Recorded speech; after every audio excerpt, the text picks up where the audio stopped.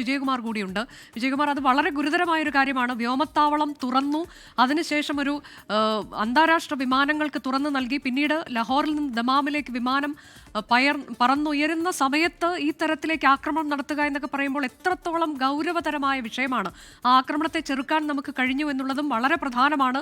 ഇപ്പോൾ ഈ വിഷയത്തിലേക്കൊക്കെ അന്താരാഷ്ട്ര പ്രതികരണമൊക്കെ വളരെ പ്രധാനപ്പെട്ടതല്ലേ ഇനി വരാനിരിക്കുന്നത് വിജയൻ? അനുജ, ഈ വാർത്താ സമ്മേളനത്തിൽ ഏറ്റവും കാതലായ വിഷയവും അതുതന്നെയാണ്. കാരണം ലേ മുതൽ സർക്രീക്ക് വരെ 300 മുതൽ 400 ഡ്രോണുകളാണ് പാകിസ്ഥാൻ ഇങ്ങോട്ടേക്ക് അയച്ചത്. അതിൽ 36 കേന്ദ്രങ്ങളാണ് ലക്ഷ്യമിട്ടത്. 4 മിലിറ്ററി ബേസുകളും അതിൽ അവർ ലക്ഷ്യമിട്ടിരുന്നു. ഈ ഡ്രോണുകൾ ടർക്കിഷ് ഡ്രോണുകളാണ്. അതും വളരെ പ്രധാനപ്പെട്ടതാണ്. ടർക്കിഷ് ഡ്രോണുകൾ ആണ് എന്ന് തിരിച്ചറിഞ്ഞ തെളിവുകളുടെ അടിസ്ഥാനത്തിലാണ് അതിൻ്റെ അവശിഷ്ടങ്ങൾ അത് ടർക്കിഷ് ഡ്രോണുകൾ എന്ന് വ്യക്തമാക്കുന്നുണ്ട്. അപ്പോൾ തുർക്കി എങ്ങനെയാണ് പാകിസ്ഥാനെ സഹായിക്കുന്നത് എന്ന് പറയാതെ പറയുകയാണ് ഈ വാർത്താ സമ്മേളനത്തിൽ വിദേശകാര്യ സെക്രട്ടറി ചെയ്തത്. അതവിടെ നിൽക്കട്ടെ. അപ്പോൾ ഈ ഡ്രോണുകൾ ഇന്ത്യയിലേക്ക് വരുമ്പോൾ പാകിസ്ഥാന്റെ ആകാശത്ത് നിരവധി വിമാനങ്ങൾ ഉണ്ടായിരുന്നു. ലാഹോറിൽ നിന്ന് ദോഹയിലേക്ക് പോകേണ്ട ഒരു വിമാനം പറന്നുയർന്ന് തൊട്ടു പിന്നാലെയാണ് ഈ ഡ്രോണുകൾ വരുന്നത്. അതായത് ആ എയർ സ്പേസിൽ പാകിസ്ഥാനിൽ നിന്ന് വിവിധ വിമാനത്താവളങ്ങളിൽ ഉയർന്ന നിരവധി വിമാനങ്ങൾ, ഒന്നിലധികം വിമാനങ്ങളുണ്ട്. അത് ആ വാർത്താ സമ്മേളനത്തിൽ അവർ കാണിച്ച എയർ ട്രാഫിക് കൺട്രോളിലെ ഈ ദൃശ്യങ്ങളിൽ അത് കാണാം. അത്രയും വിമാനങ്ങൾ ആ അന്തരീക്ഷത്തിൽ, ആകാശത്തിലുണ്ട്. അപ്പോൾ യഥാർത്ഥത്തിൽ അതിനെ ഒരു ഷീൽഡാക്കി, ഒരു മറയാക്കിയാണ് ഇന്ത്യയെ ആക്രമിക്കാൻ പാകിസ്ഥാൻ ശ്രമിച്ചത്. ഉറപ്പായും നമ്മൾ റിട്ടാലിയേറ്റ് ചെയ്യും എന്ന് പാകിസ്ഥാൻ അറിയാം. അത് മാരകമായ റിട്ടാലിയേഷൻ ആയിരിക്കും. നമ്മൾ ഒരു പക്ഷേ മിസൈലുകൾ അയച്ചേക്കാം. നമ്മളുടെ പക്കൽ കൃത്യതയാർന്ന മിസൈലുകളുണ്ട്. ആ മിസൈലുകൾ ഉപയോഗിച്ച് ഇതിനെ ചെറുക്കുമ്പോൾ, തിരിച്ചടിക്കുമ്പോൾ, ഈ ഡ്രോണുകളെ തിരിച്ചടിക്കുമ്പോൾ അതിലേതെങ്കിലും ഒന്ന് ഈ സിവിലിയൻ വിമാനങ്ങളിൽ ടച്ച് ചെയ്താൽ ഉണ്ടാകുന്ന ദുരന്തം ഒരു പക്ഷേ നമുക്ക് സങ്കല്പിക്കുന്നതിനപ്പുറത്തേക്കായിരിക്കും. ഒരു സിവിലിയൻ വിമാനം ഒരു യുദ്ധമല്ലാത്ത സമയത്ത് ഇന്ത്യയുടെ മിസൈൽ ആക്രമണത്തിൽ അതിനെന്തെങ്കിലും പറ്റിയാൽ നമ്മൾ ആഗോള സമൂഹത്തോട് സമാധാനം പറയേണ്ടി വരും. നമുക്കറിയാം, ഇപ്പോൾ റഷ്യയുടെ മിസൈൽ പതിച്ച് ഒരു യാത്രാ വിമാനം തകർന്നു എന്നൊരു വിവരം കുറേ വർഷങ്ങളായി അന്തരീക്ഷത്തിലുണ്ട്. പക്ഷേ അതിന് തെളിവുകളൊന്നുമില്ല.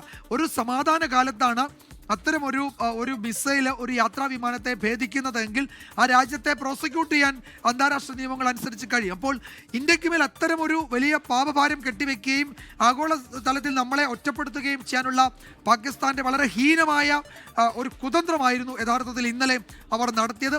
അത് അക്ഷരാർത്ഥത്തിൽ പൊളിഞ്ഞു എന്നതാണ് അവർ വിശദീകരിച്ചത്. കാരണം ഈ നീക്കങ്ങൾ മുന്നിൽ കണ്ടുകൊണ്ട് തന്നെയാണ് അതിൽ ഏറ്റവും പ്രധാനം. വിജയകുമാർ, ഈ അന്താരാഷ്ട്ര വിമാനങ്ങളെ ദുരുപയോഗം ചെയ്തു എന്നുള്ളത് ഗുരുതരമാണ്. അതിലിപ്പോൾ മറ്റ് രാഷ്ട്രങ്ങളുടെ പ്രതികരണമൊക്കെ നമ്മൾ വരാനായി കാത്തിരിക്കുന്നില്ലേ? ഇതിൽ ആഗോള സമൂഹം എങ്ങനെ പ്രതികരിക്കും എന്നത് അറിയേണ്ടതുണ്ട്. കാരണം മിഡിൽ ഈസ്റ്റിലേക്കുള്ള പല വിമാന സർവീസുകളുമാണ് ആ സമയത്ത് എയറിൽ ഉണ്ടായിരുന്നത്, ഈ പാകിസ്ഥാന്റെ എയർ സ്പേസിൽ ഉണ്ടായിരുന്നത്. അപ്പോൾ ആ വിമാനങ്ങളിലെ ഇന്ത്യൻ മിസൈലുകൾ ഹിറ്റ് ചെയ്യും എന്ന് പാകിസ്ഥാൻ ഒരു പക്ഷേ കരുതിയിട്ടുണ്ടാകാം. അങ്ങനെ ഹിറ്റ് ചെയ്ത് ആ വിമാനങ്ങൾ തകർന്ന് അതിലുള്ള യാത്രക്കാർക്ക് ജീവഹാനി സംഭവിച്ചാൽ ഒന്ന്, ഇന്ത്യക്ക് മിഡിൽ ഈസ്റ്റിൽ ഉള്ള സ്വാധീനം അത് വളരെ കൂടുതലാണ്. പാകിസ്ഥാൻ ഒരു പക്ഷേ മിഡിൽ ഈസ്റ്റിൽ യാതൊരു സ്വാധീനവുമില്ല. അപൂർവം ചില രാജ്യങ്ങൾ മാത്രമേ പാകിസ്ഥാനെ ഈ വിഷയത്തിൽ ഏതെങ്കിലും തരത്തിൽ ഒരു പാകിസ്ഥാനോട് ധാർമ്മിക പിന്തുണ കാണിക്കുന്നുള്ളൂ. മിഡിൽ ഈസ്റ്റിലെ ഒട്ടുമിക്ക രാജ്യങ്ങളും ഇന്ത്യയോട് ഒപ്പം നിൽക്കുകയാണ്. ഇന്ത്യയാണ് അവരുടെ ഒരു ട്രേഡ് പാർട്ട്ണർ, മേജർ പാർട്ട്ണർ. അങ്ങനെ ഇന്ത്യ മിഡിൽ ഈസ്റ്റ് ബന്ധം, പ്രത്യേകിച്ച് ഗൾഫ് രാജ്യങ്ങളുമായുള്ള ഇന്ത്യയുടെ ബന്ധം അത് വളരെ അടുപ്പമാണ് ഇന്ത്യക്ക് ആ രാജ്യങ്ങളുമായി. ഇത്തരം വിഷയങ്ങളിലൂടെ ആ ബന്ധം മോശമാക്കുകയും ഒപ്പം ഈ ഒരു സമാധാന കാലത്ത് ഒരു യാത്രാ വിമാനം മിസൈൽ ആക്രമണത്തിൽ ഇന്ത്യ തകർത്തു എന്ന് പറഞ്ഞ് ആഗോള കമ്മ്യൂണിറ്റിക്ക് മുന്നിൽ ഇന്ത്യയെ പ്രതിക്കൂട്ടിൽ നിർത്തുകയും ചെയ്യാനായിരുന്നു പാകിസ്ഥാൻ അക്ഷരാർത്ഥത്തിൽ ഇന്നലത്തെ ഈ നീക്കങ്ങളിലൂടെ ശ്രമിച്ചത്. അത് ആരുടെ ISIയുടെ പ്ലോട്ടായിരിക്കാം ഒരുപക്ഷെ. എന്തായാലും അതൊരു വല്ലാത്ത നീക്കമായിരുന്നു. അതിനെ പ്രതിരോധിക്കാനും ചെറുക്കാനും കഴിഞ്ഞു എന്ന് മാത്രമല്ല, ആ വിമാനങ്ങളെ ഒഴിവാക്കി അതിശക്തമായി തിരിച്ചടിച്ച് 100-ലധികം ഈ പറയുന്ന ഡ്രോണുകളെ വെടിവെച്ച് വീഴ്ത്താൻ, അല്ലെങ്കിൽ വീഴ്ത്താൻ ഇന്ത്യക്ക് കഴിഞ്ഞു. ബാക്കി ഡ്രോണുകളെ ലക്ഷ്യം ഭേദിക്കാതെ നമ്മളുടെ ഡ്രോൺ വേദ സംവിധാനങ്ങൾ ഉപയോഗിച്ച് അതിനെ ചെറുക്കാനും തകർക്കാനും കഴിഞ്ഞു. ഒന്നുപോലും ഹിറ്റ് ചെയ്യപ്പെട്ടിട്ടില്ല, എന്ന് വെച്ചാൽ ഇന്ത്യയിൽ ലക്ഷ്യത്തിൽ പതിച്ചിട്ടില്ല എന്നതും വ്യക്തമായിട്ടുണ്ട്. അപ്പോൾ പാകിസ്ഥാൻ ഉദ്ദേശിച്ചൊന്നും നടന്നില്ല എന്ന് തന്നെയല്ല അതിൻ്റെ സത്യാവസ്ഥ. ലോകത്തെ ഇപ്പോൾ ഇന്ത്യ തെളിവുകൾ നിരത്തി കാണിക്കുകയാണ്, അത് വിശദീകരിക്കുകയാണ്. ലോകമാണ്, ആഗോള കമ്മ്യൂണിറ്റിയാണ് ഇനി ഇതിൽ പ്രതികരിക്കേണ്ടത്. ഒരു നല്ല എതിരാളിയല്ല, ഒരു മാന്യമായി മാന്യമായി പെരുമാറുന്ന ഒരു എതിരാളിയല്ല പാകിസ്ഥാൻ എന്ന് നമുക്കറിയാം. അത് ഈ നിഴൽ യുദ്ധങ്ങളിലൂടെ പാകിസ്ഥാനെ തെളിയിച്ചിട്ടുള്ളതാണ്. വീണ്ടും വീണ്ടും വീണ്ടും അത് തന്നെയാണ് പാകിസ്ഥാന്റെ ഭാഗത്തുനിന്ന് ഉണ്ടാകുന്നത്. അതാണ് ഇപ്പോഴും വ്യക്തമാവുന്നത്.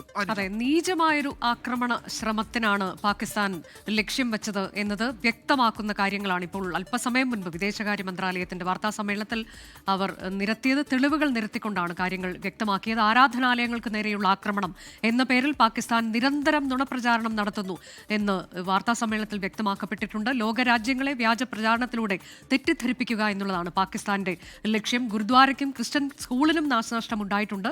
അതിൽ സ്കൂളിന് നേരെയുണ്ടായ ആക്രമണത്തിൽ മരണമുണ്ടായിട്ടുണ്ട് എന്നതുൾപ്പെടെയുള്ള കാര്യങ്ങൾ പറയുകയാണ്.